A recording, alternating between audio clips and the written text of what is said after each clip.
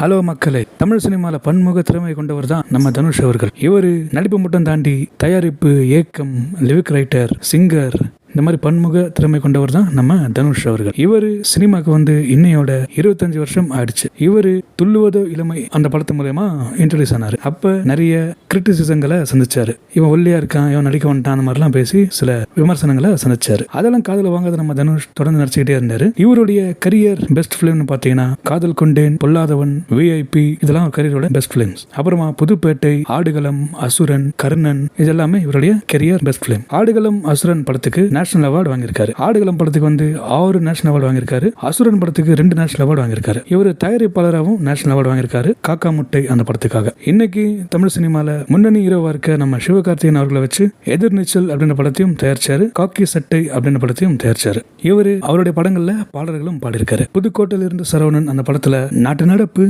நல்லா தானே இருக்கு அந்த சாங்கு, புதுப்பேட்டை படத்துல எங்க ஏரியா உள்ள வராத அந்த சாங்கு எல்லாமே இவர் பாடியிருக்காரு. இவர் படத்துல மட்டும் தான் பாடினாரான்னு கேட்டீங்கன்னா அது கிடையாது.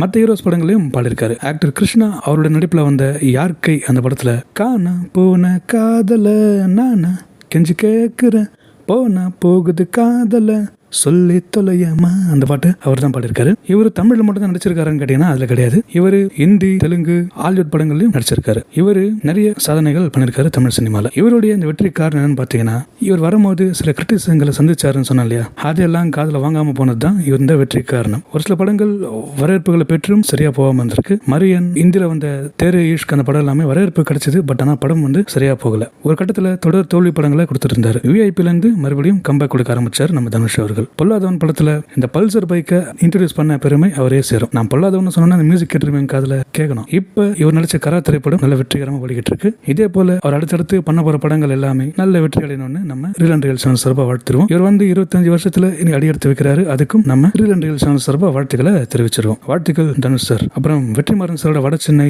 அசுரன் எல்லாமே இவருடைய கரியர் பெஸ்ட் பிலிம்ஸ். இதெல்லாமே இவர் மாறுபட்ட கோணத்துல நடிச்சப்படும். அதுவும் கர்ணன் முக்கியமான ஒரு திரைப்படம், மாரி செல்வராஜ் அவங்க டைரக்ஷன்ல. அடுத்து அவர் கூட மறுபடியும் ஒரு படம் பண்ண போறதா ஒரு டாக் போய்கிட்டு இருக்கு. அந்த படம் எப்படி இருக்க போகுதுன்ற நம்ம வெயிட் பண்ணி பார்க்கலாம். தனுஷ் சார் பற்றி சொல்லணும் அப்படின்னா இன்னும் நல்ல மனிதர், நல்ல நடிகர், நடிப்பையும் தாண்டி ஒரு நல்ல மனிதர் தான் நம்ம தனுஷ் அவர்கள். தனுஷ் சார் நடிச்ச படங்கள்ல உங்களுக்கு என்னென்ன படங்கள் பிடிக்கும்ன்றத மறக்காம கமெண்ட்ல சொல்லுங்க. 3 மாதிரி லவ் சப்ஜெக்ட் பிடிக்குமா, மயக்கமான மாதிரி மோட்டிவேஷனல் படம் பிடிக்குமா, இல்ல காதல் கொண்ட மாதிரி டெரரான படம் பிடிக்குமான்றத மறக்காம சொல்லுங்க. இல்ல பொல்லாதவன் மாதிரி ஆக்ஷன் படம் பிடிக்குமான்றதையும் மறக்காம கமெண்ட்ல சொல்லுங்க. தனுஷ் சாரை பத்தி நான் ஏதாவது சொல்ல மறந்துருந்தேன்னா அதையும் கமெண்ட்ல சொல்லுங்க. இந்த வீடியோ பிடிச்சிருந்தா லைக் பண்ணுங்க. தனுஷ் சாருடைய ஃபேன்ஸா இருக்க உங்க ஃப்ரெண்ட்ஸ்க்கு ஷேர் பண்ணுங்க. மேலும் கருத்துக்களை கமெண்ட்ல சொல்லுங்க. இது போன்ற அப்டேட்ஸை தெரிஞ்சுக்க நம்ம ரீல் அண்ட் ரியல் சேனலை மறக்காம சப்ஸ்கிரைப் பண்ணிக்கங்க. உங்களிடம் விடைபெறுவது சினி ஜோஷ். யார் இடத்துல வந்து யார் சீனா போறது செஞ்சிருவேன்.